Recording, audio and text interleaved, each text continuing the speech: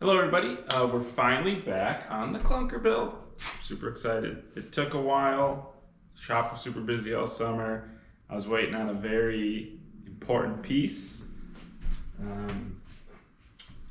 My friend Wes at Lunch Break Brazing raised me up this handlebar using a wrench as the brace. Super excited. So I was kind of waiting for this to come together so I could work on this project some more. So it's gonna be a lot of fun. The other things, the other parts we're gonna use are all lined up over here. So I changed the fork. Been doing a lot of thinking. Decided I wanted to use this fork just because it looked more old school. They'll still allow me to ride in canties. I like to run canties on my clunkers, so if I'm out and about, my chain breaks, I can still stop. I found these cranks a long time ago and then just never thrown them away, but I decided this is the perfect project for them. So I'm going to run a bash guard and then probably 36 tooth surly ring. As I said, the Lunchbox brazing bar. This is a Nitto quill stem that someone ground all the paint off. Found a headset. The main reason I was excited to use this one is just the big nut. I think kind of goes with the wrench theme. Obviously have the Truvative adapter so I can run square taper. Hoping to be able to fit this canty holder on. Gonna do these gray specialized tires, which I think will go good with the red. Had this wheel a long time. I always wanted to do something with it. Decided this was the project. I got a coaster brake hub and the same rim, and I bought a bunch of colored spoke nipples, and I'm going to do the same lacing pattern. Obviously, this has center holes too. The coaster brake doesn't, but I'm gonna do the same twisted spoke pattern. So it's gonna come together really well, I think. So yeah, we're gonna throw all these parts on to the clunker, which I've learned a little, and this ratty turbo, which I think is gonna again look good on the clunker. But we're gonna throw all the parts on here. I've been informed a little bit that potentially, there's not much information, but this is a trophy. It seems like Monarch may have made trophies post-war. So that's cool. Kind of fits with the timeline of when my grandfather got the bike. So yeah, we're just gonna start. Put the headset in first and the fork, bottom bracket adapter, bottom bracket. We're gonna put the cranks on even without chain rings just to kind of see how it looks and to make sure we get the right spacing. We'll put the front wheel on. The rear wheel needs to be laced up, so we'll do that probably next video. But yeah, let's get started. Okay, so the first thing we have going on, there's always complications. The crown race is loose. That's because it's so tapered. It's only flat on like the very tip top. So I just don't think, that just not tight enough. So we're gonna try a trick. I'm gonna take a punch, a hammer, and we're gonna hit around the edge. It's gonna go in, then it's gonna come out, and then it should hopefully make it so the crown race will fit on snug. So it's gonna be loud, so I'm just gonna check back after. So I'll be right back. Okay, so I went around and hit it with the punch, and now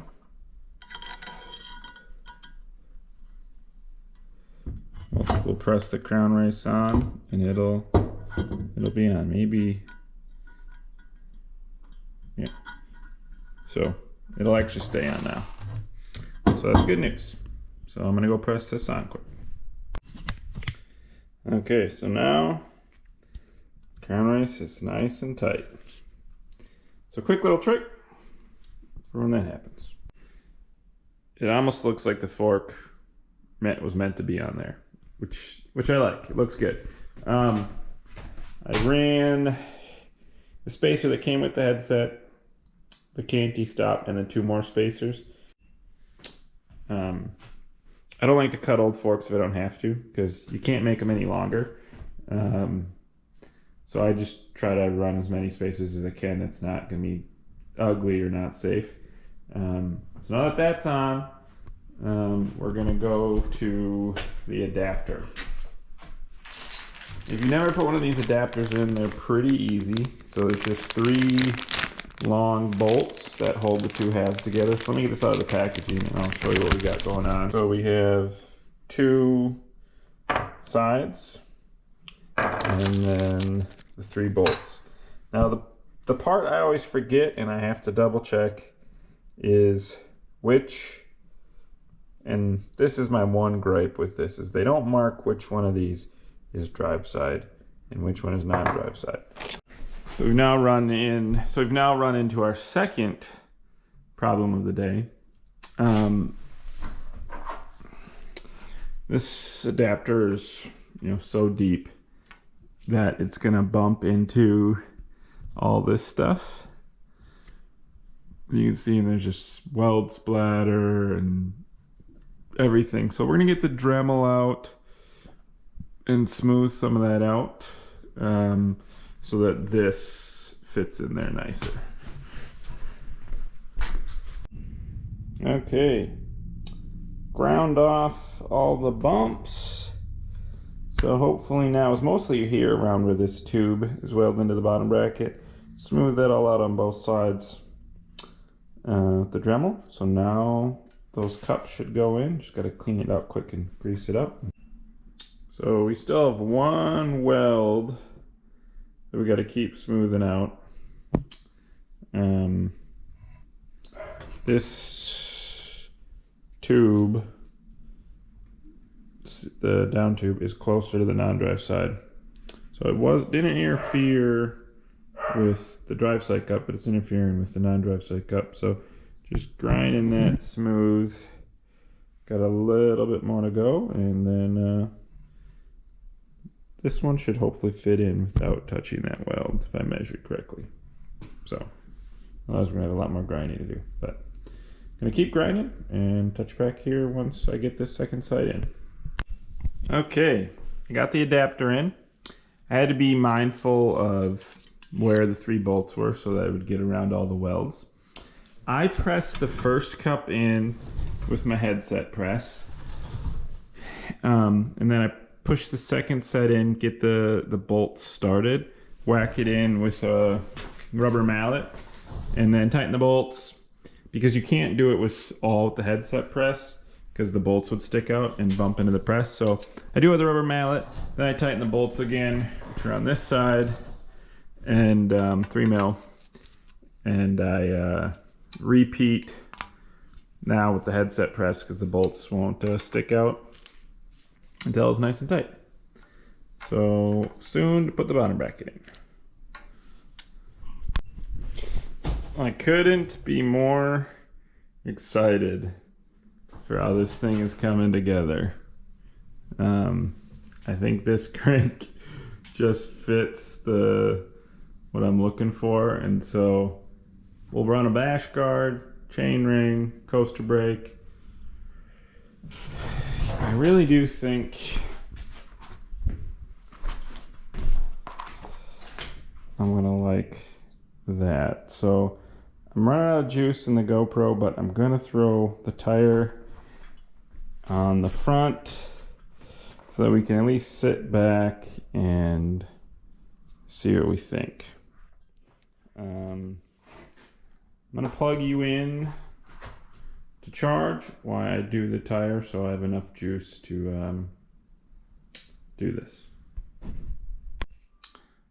Okay, so next step in the build, saying we're just running into fun little problems after fun little problems, is this fork was squished down to, or built, who knows, at 90 mils of spacing. Obviously our front wheel is 100, so I got out the threaded rod and I've stretched it right now to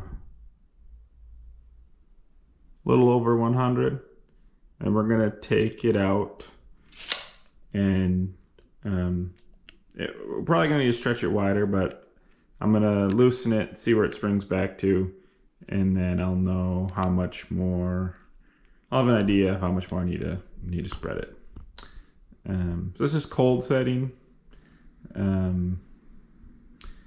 and it's a nice thing to know because sometimes stuff gets out of alignment, or if on the rear end you're trying to fit in a bigger, the next up size hub. But you also remember you only want to do this with steel frames, because it will bend, but everything else you don't want to do it to. So, of course, I use 2 different size nuts, so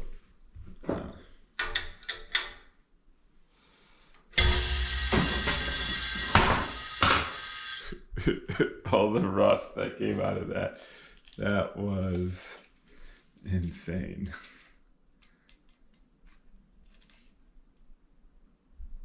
Oh, we've gained a little bit. We've gained like 2 mil. So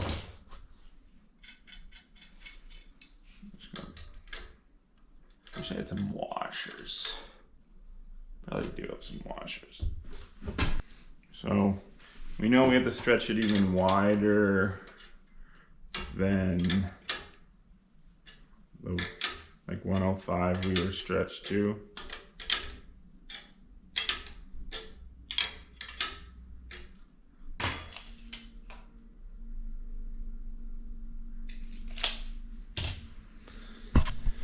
Yeah, so we have it stretched, and we're gonna loop. Well, I like to let it sit, but I think you can literally stretch it and then let it loose. So we're gonna let this back off, and we're gonna see where we're at.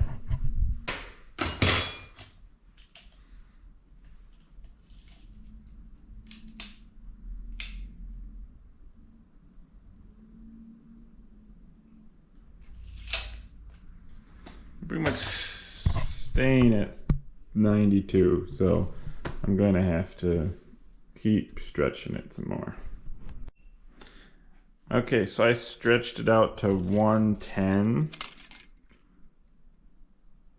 and I have to go run some errands, so I'm just gonna let this thing stay stretched to 110 for like the 45 minutes when I'm gone. I'm not sure if that helps. I'm not sure if that helps or not. The videos that I've watched, everyone just kind of stretches it, lets it loose, stretches it, lets it loose. But, I gotta go run these errands, so what's it gonna hurt if this stays stretched when I'm doing that? So I'm gonna go do that, and then I'll be back, and we will hopefully be able to get the front wheel in. Put well, you know what? We're gonna put the handlebar and stem in so we can look at it before I leave. Because I haven't done that part yet. We haven't put the bar on. But it's mounted on the quill. So just slide it in there. Okay. That is gonna look good. I can't wait to get the tire in there and get the rear wheel built up. But I have a fun idea. So I assume I'm probably going to want about that much of the quill out. And I might, it doesn't look horrible, but I might go and get some big nuts that'll fit over this and, put one in here and then bring it down. So it's just like nut. I think that could look cool. So when I'm off running my errands, I might stop at a hardware store and see if I can find something that would work. Yeah, so I'm gonna leave this stretched out to like 110 for 45 minutes when I'm gone, and we'll see if it we got it from 90 to 92, so we're on our way, but we'll see where it goes to when we get back. But yeah, Wes at lunch break brazing. That's his little tag, and it turned out amazing. Can't wait to take this thing for a spin. Okay, so the cold setting worked. Got the hub spacing to get back to 100, so the wheel fits in. First off, that spoke pattern is epic. I can't wait to lace up the rear wheel that way. Secondly, I love the gray tires with the red. I think that was a really good choice. And I'm super excited with how it's turning out. The handlebar still is amazing. Just super excited. All that's really left is I have to figure out which cantilevers I want to run, brake lever, grips. I'll probably